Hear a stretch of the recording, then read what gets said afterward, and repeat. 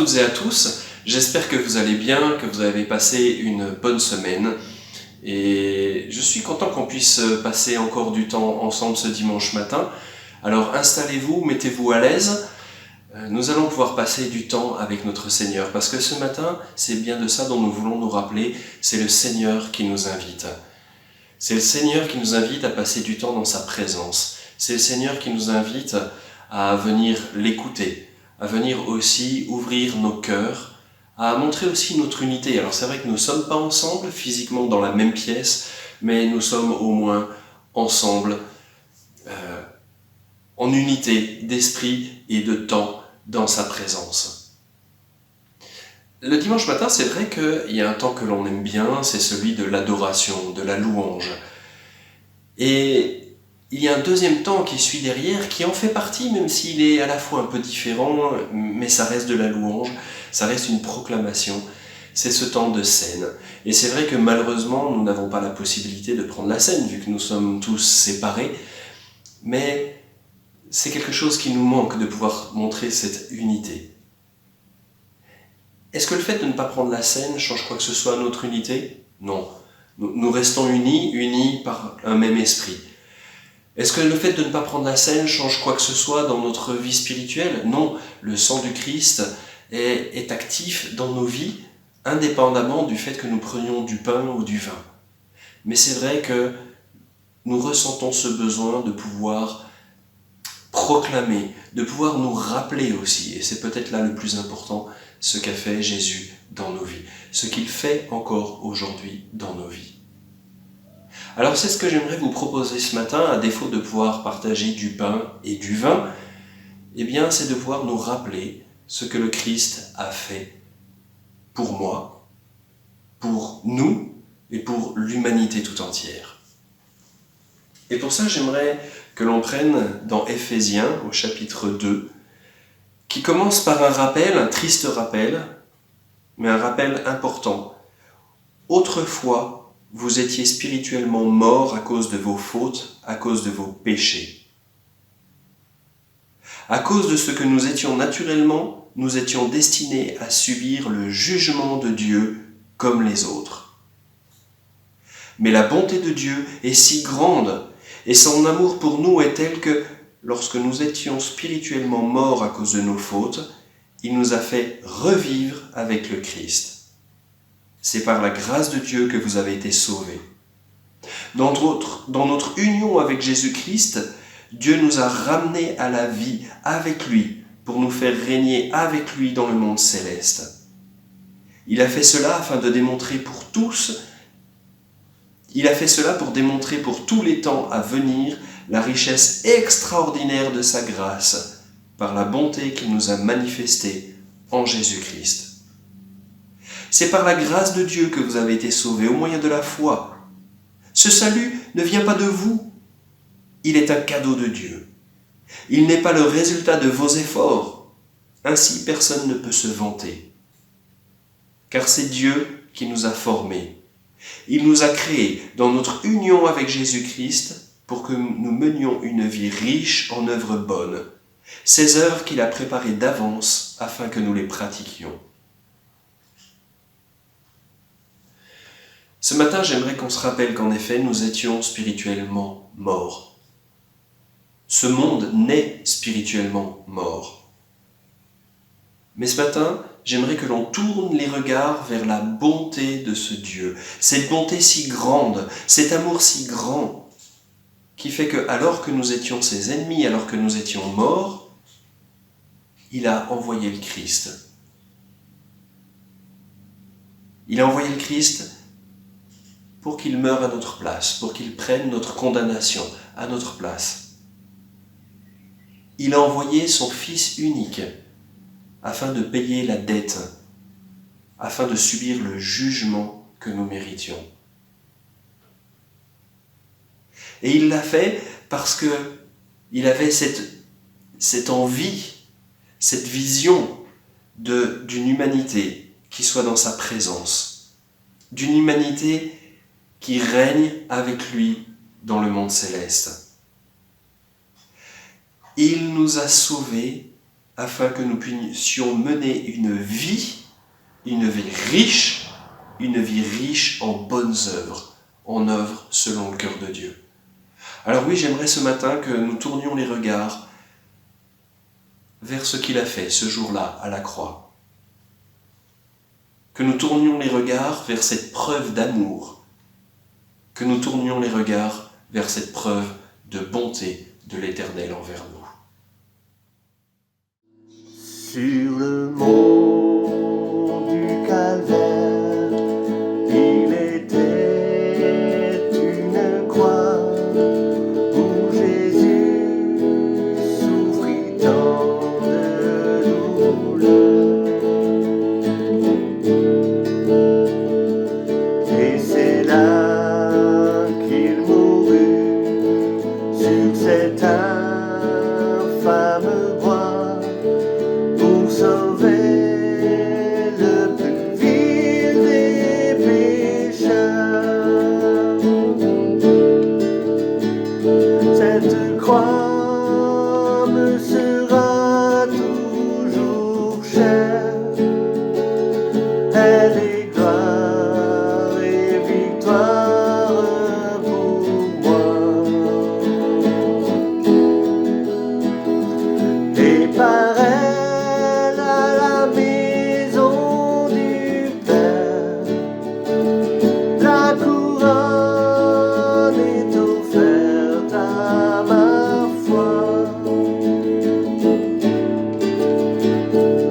M'appuyant avec foi sur la croix de Jésus, sa bannière, je peux la porter jusqu'au jour bienheureux où parmi les élus dans le ciel je pourrai l'exalter. Cette croix me sera toujours chère. Elle est gloire et victoire pour moi. Et par elle à la maison du Père, la couronne est offerte à ma foi. Cette croix me sera toujours chère. Elle est gloire et victoire pour moi. Et par elle, pour la maison du Père, la couronne est offerte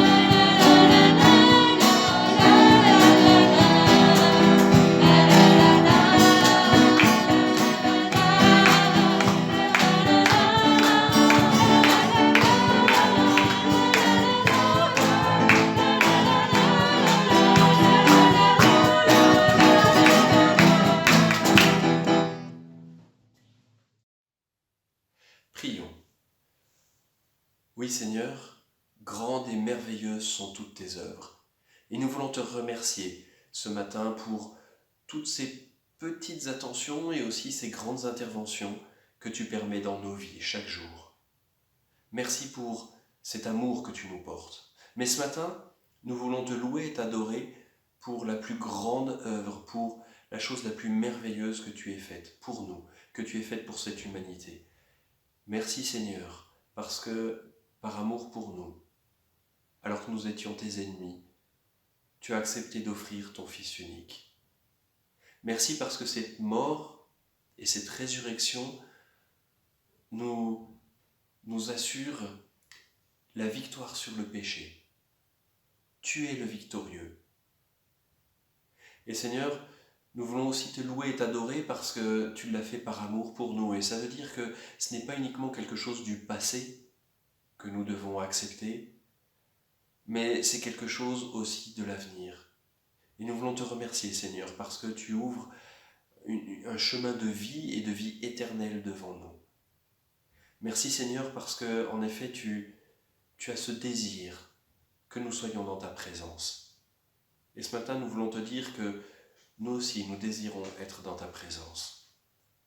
Nous aussi, nous désirons pouvoir te louer, t'adorer, te voir et vivre avec toi chacune de nos journées et pour l'éternité. Seigneur, merci aussi parce que dans cet amour, tu as préparé des choses pour nous, tu as préparé ces bonnes œuvres pour nous.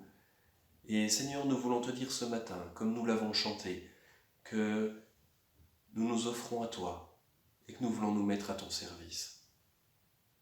Alors oui, Seigneur, viens renouveler notre intelligence, viens renouveler notre esprit, notre âme, nous redonner des forces, afin que nous puissions marcher à ta suite et te servir.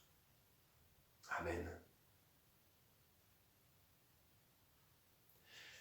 En effet, si nous voulons marcher à sa suite, il est important que nous renouvelions notre intelligence, que nous nous imprégnions de ce que le Seigneur attend de nous, que nous soyons aussi observateurs de qui il est, afin de chaque jour pouvoir lui ressembler plus. Comment est-ce qu'on pourrait ressembler à quelqu'un sans savoir qui est cette personne? Comment est-ce que nous pourrions lui ressembler sans passer du temps à l'observer? Alors oui, nous voulons être à l'écoute de la parole de Dieu maintenant, afin de pouvoir nous en imprégner, afin que cette parole puisse nous transformer et nous rendre toujours plus à son image. Bonjour à tous et bonjour à toutes. Alors c'est vraiment avec beaucoup de plaisir que de pouvoir se retrouver ensemble. Il ne nous est pas encore possible de vivre pleinement ces moments de communion fraternelle ensemble au temple, mais nul doute que ce temps reviendra bientôt. Pour l'instant, nous sommes encore obligés de vivre ces temps de culte, ces temps de méditation ensemble via la technologie. C'est quand même, et merci Seigneur, une grâce que de pouvoir le faire.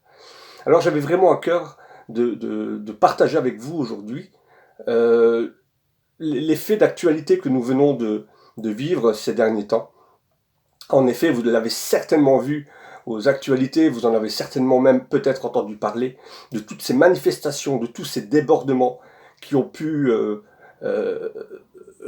lieu dans différents endroits du monde. Je pense par exemple à Atlanta, tout a commencé par là, lorsque cet homme est décédé suite à une arrestation policière que je ne jugerai pas. Je laisse la justice le soin de le faire. Et de là, tout est parti vraiment en escalade. C'est arrivé chez nous, on se rappelle des grosses manifestations qui ont eu lieu à Bruxelles et de tous ces débordements, de tout ce feu qu'il y a pu y avoir entre d'un côté les manifestants et de l'autre côté la police. Je pense aussi, et je me rappelle avoir vu à la télévision à Dijon ce conflit entre deux populations, entre les Tchétchènes d'un côté, entre une population maghrébine de l'autre. Là encore, je ne porte aucun jugement. Je pense aussi aux manifestations de Paris, l'opposition qu'il y a eu entre les infirmières, les infirmiers, le personnel hospitalier et la police de l'autre.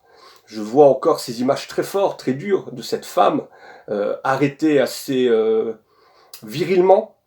Je ne porterai pas là non plus de jugement sur ce qui a été vu, sur les images que nous avons pu voir, mais je me pose cette question.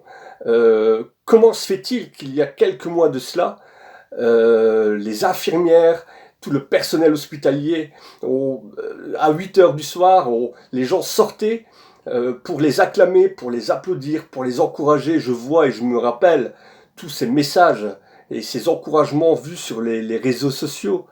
Mais je me rappelle aussi lors des attentats de Paris.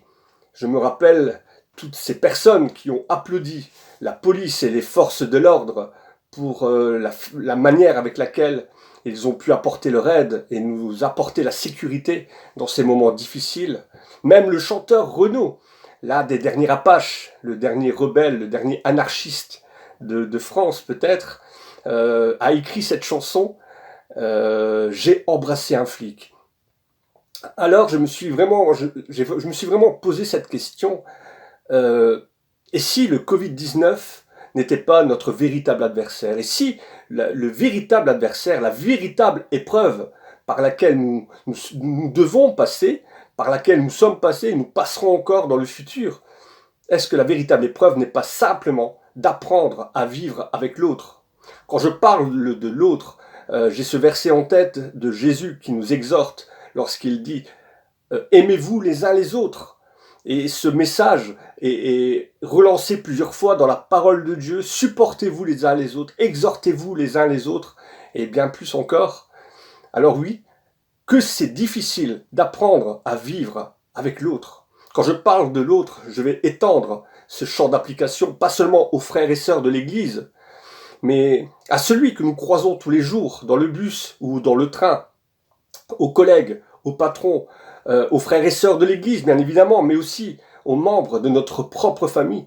Quand on pense un instant que nous passons plus de temps, si pas autant de temps, avec les personnes de l'extérieur qu'avec les personnes de notre propre maison, pas étonnant que des étincelles et des coups de sang peuvent de temps en temps arriver. Alors l'autre, c'est vrai, peut être agaçant, peut être énervant, pas toujours évident de comprendre sa manière de vivre, sa manière qui est différente de nous, sa religion différente, sa manière de manger, sa manière d'être, de penser, sa manière de voir et de comprendre la politique. Mais ne sommes-nous pas appelés à vivre justement en paix? Ne sommes-nous pas appelés, ne serait-ce pas là le véritable défi pour les années à venir? Comme Jésus l'a dit, nous sommes appelés à être du sel pour la terre. Le sel, comme nous le savons, apporte du goût. Nous sommes appelés à avoir du goût. Nous sommes appelés à apporter de la saveur, à mettre en avant certaines choses. Et le chrétien a véritablement un rôle à jouer. Nous sommes appelés à être une lumière pour le monde. Une ville qui est située sur les montagnes ne doit pas être cachée.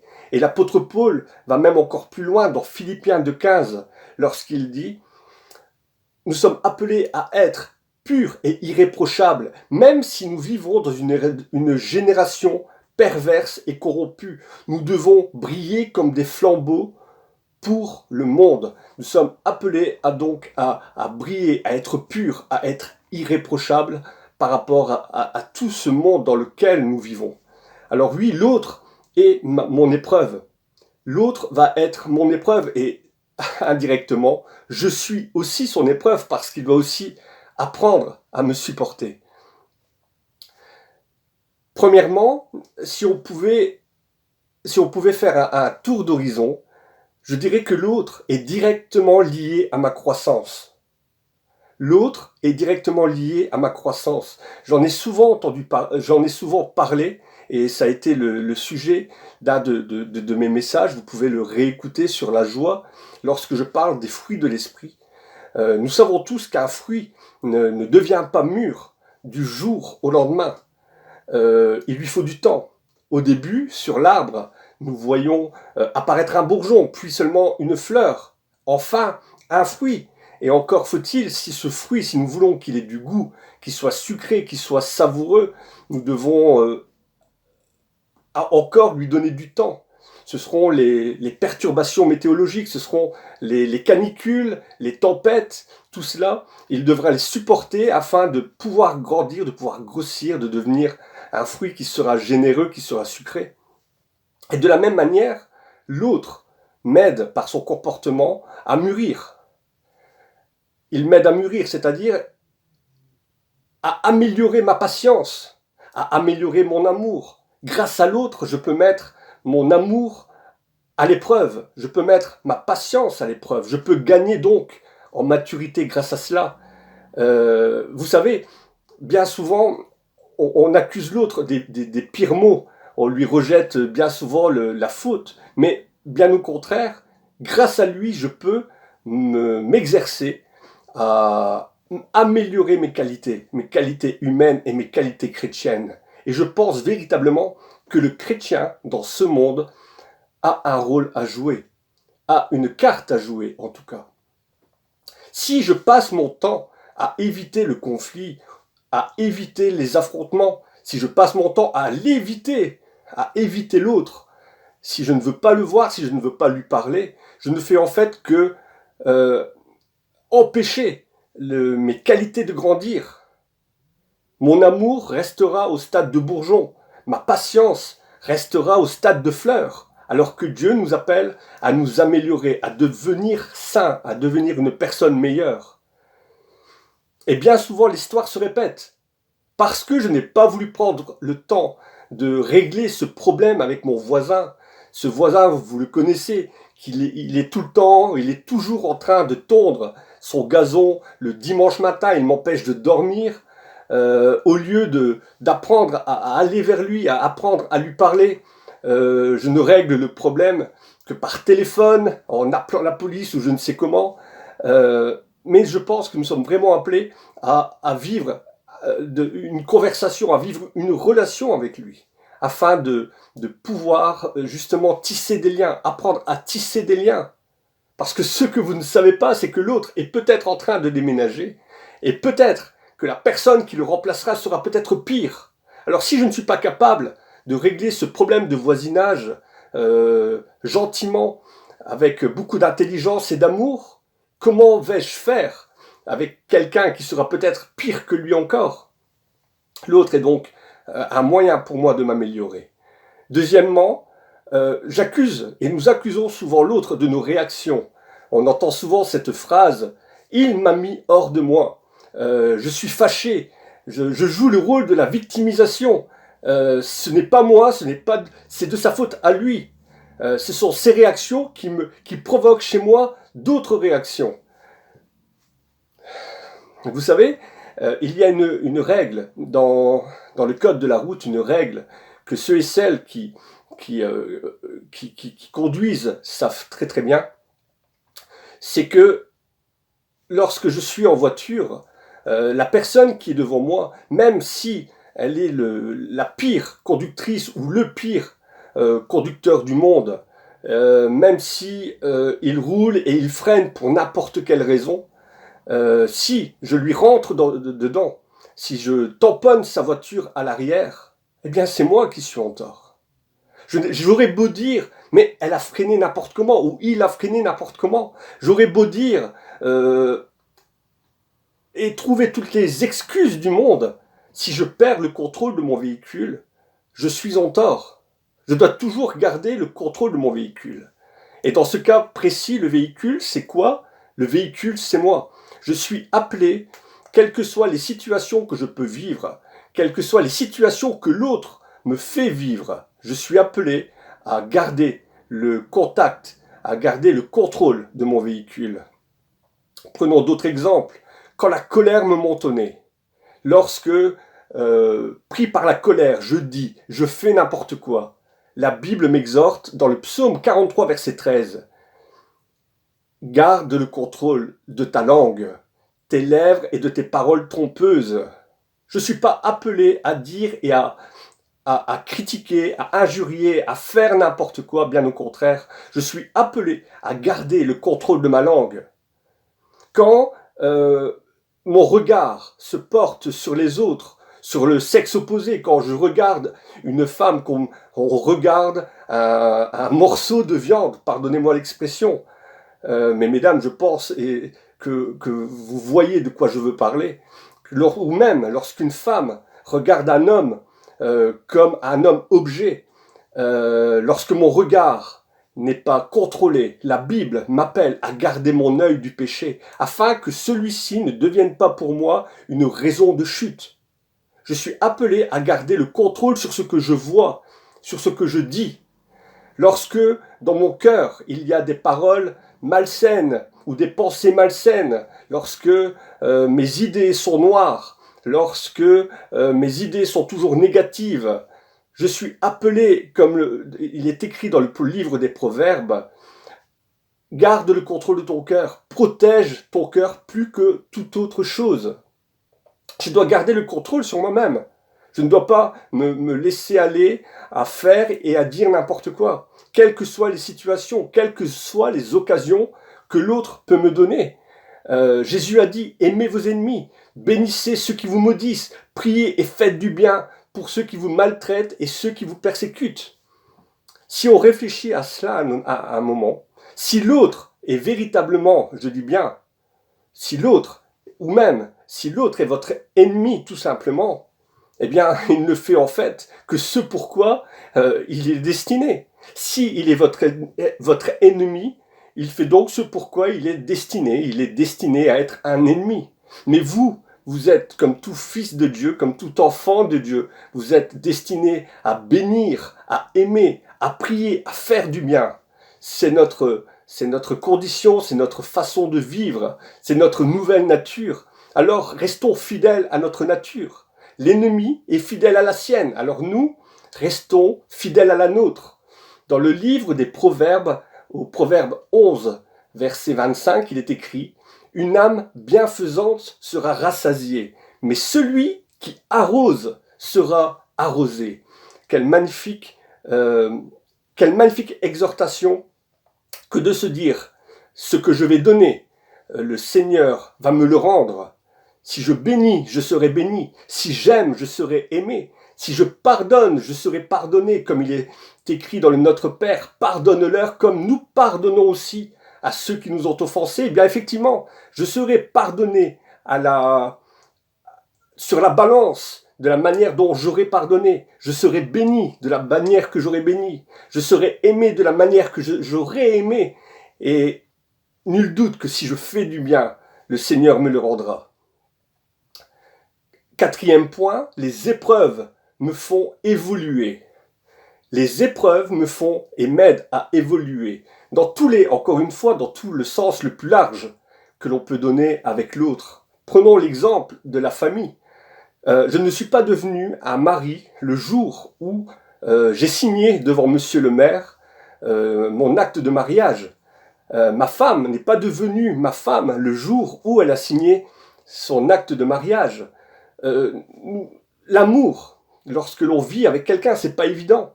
Réapprendre à vivre avec une personne différente. Nous avons passé la moitié de notre vie avec notre père, notre mère et frères et sœurs peut-être. Mais là, c'est vivre avec quelqu'un d'autre, avec une façon de vivre différente, avec une manière de penser là encore différente. Et ce n'est pas évident que de vivre avec quelqu'un. Apprendre à vivre avec ses qualités, mais aussi voir ses défauts. Eh bien, on apprend à devenir, tout au long de sa vie, on apprend à devenir un bon parent, un bon mari, une bonne épouse.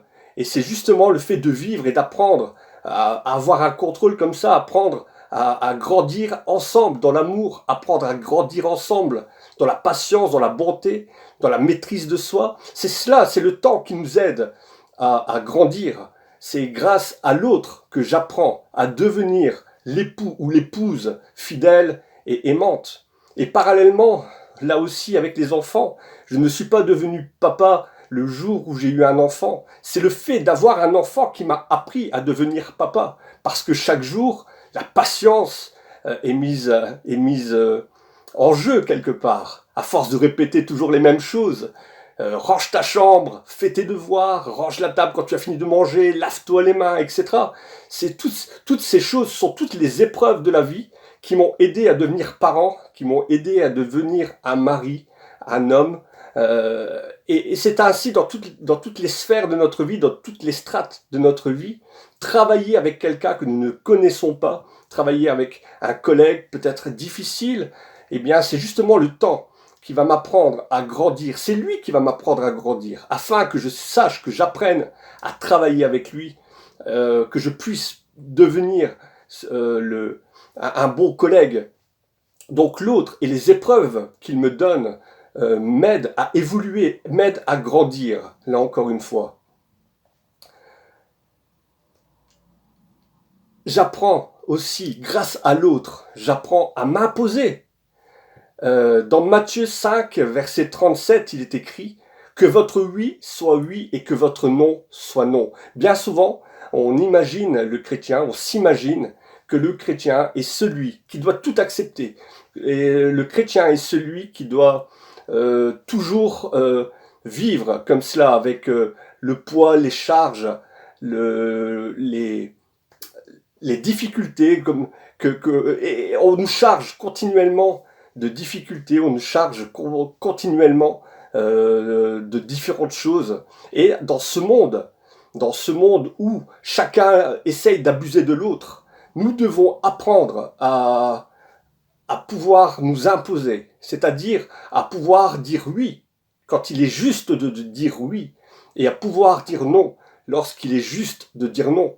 Je dois être capable de dire non lorsque mon intégrité physique est mise en danger. Je dois être capable de dire non en tant que chrétien lorsque ce que l'on me demande n'est pas en accord avec la parole de Dieu, n'est pas en accord avec l'Esprit Saint, n'est pas en accord avec ce que je pense, tout simplement.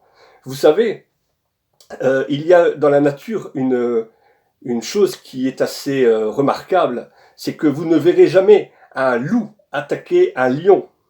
Vous les verrez attaquer des agneaux, mais vous ne verrez jamais un loup attaquer un lion, parce que le lion est sûr de lui, il est fort, il a un mental fort.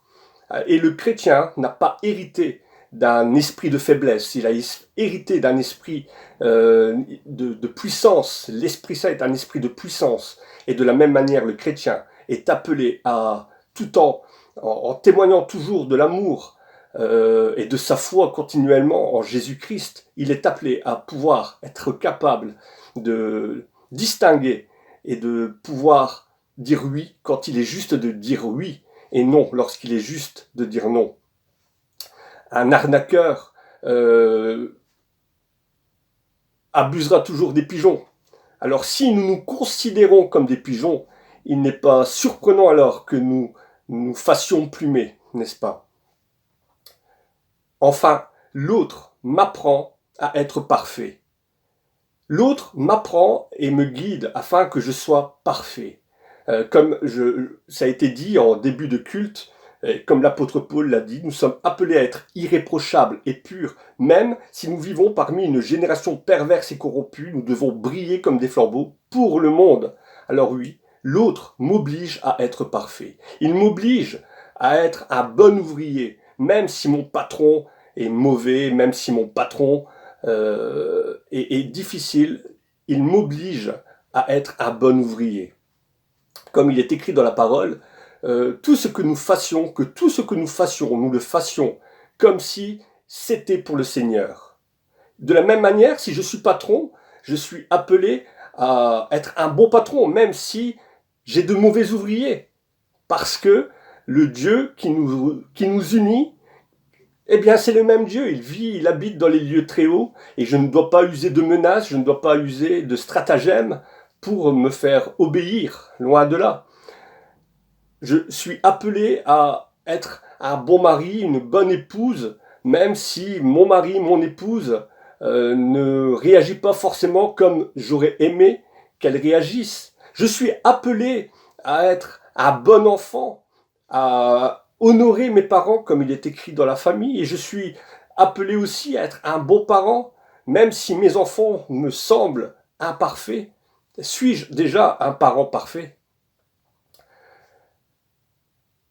Je dois aimer, je dois être capable de reprendre, mais je dois être capable aussi d'exhorter, toujours en témoignant en toute occasion de notre foi avec amour et respect. C'est vraiment, pour moi, le point principal, toujours être capable de témoigner avec amour et respect de notre foi, sans se laisser intimider, sans se laisser corrompre, sans se compromettre en quoi que ce soit, à l'image du prophète Daniel, qui a et qui aura su rester intègre face à Nabuchodonosor dans cette période qu'il a pu vivre.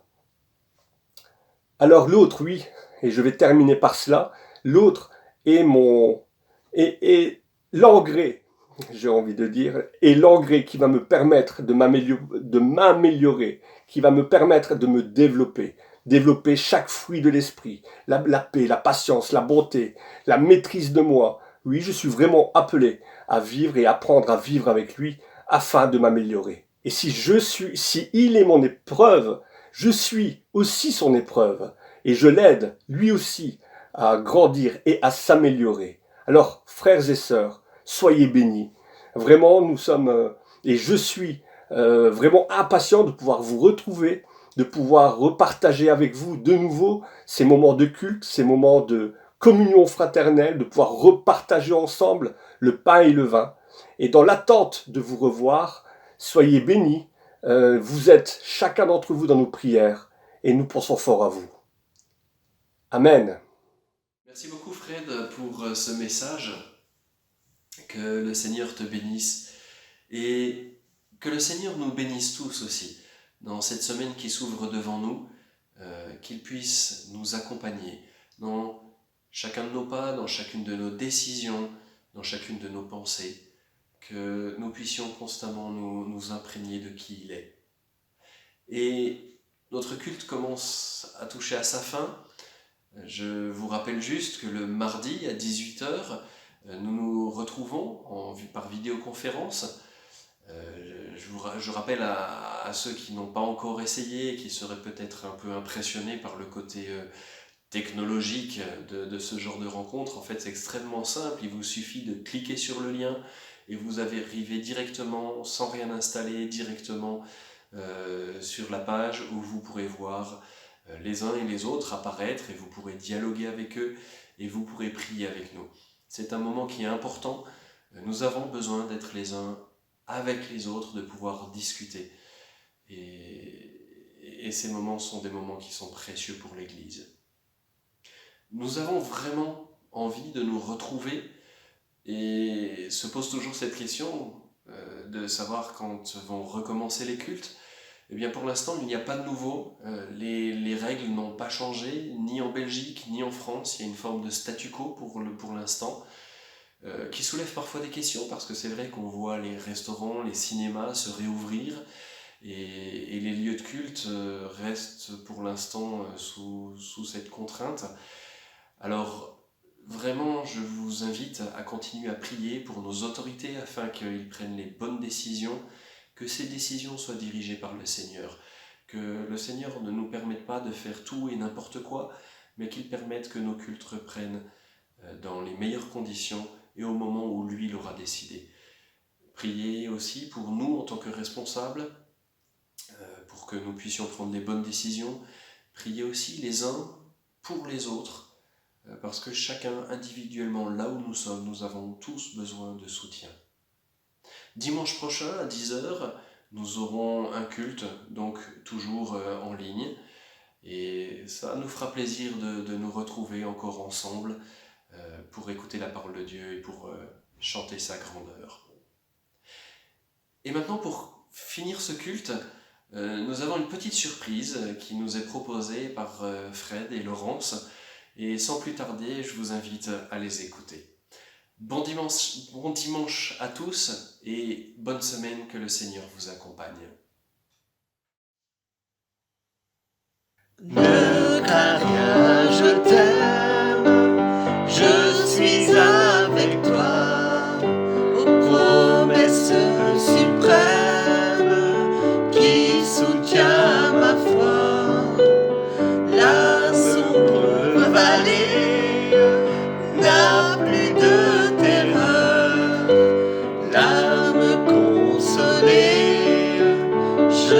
marche avec mon Sauveur. Non, jamais tout seul. Non, jamais tout seul. Jésus, mon Sauveur, me garde. Jamais ne me laisse seul. Non, jamais tout seul. Non, jamais tout seul. Jésus, mon Sauveur, me garde. Je ne suis jamais tout seul. L'aube matinière ne lit qu'au beau jour. Jésus, ma lumière, m'éclaire toujours. Quand je perds de vue l'astre radieux à travers la nuit, Jésus me montre les cieux. Non, jamais tout seul. Non, jamais tout seul. Jésus, mon Sauveur, me garde. Jamais ne me laisse seul. Non, jamais tout seul. Non, jamais tout seul. Jésus, mon Sauveur, me garde. Je ne suis jamais tout seul. Les dangers accourent, subtils et inconnus. De près ils m'entourent, plus près de Jésus, qui dans le voyage me redit c'est moi. Ne crains rien, courage, je suis toujours avec toi. Non, jamais tout seul. Non, jamais tout seul. Jésus, mon Sauveur, me garde. Jamais ne me laisse seul. Non, jamais tout seul. Non, jamais tout seul. Jésus, mon Sauveur, me garde. Je ne suis jamais tout seul.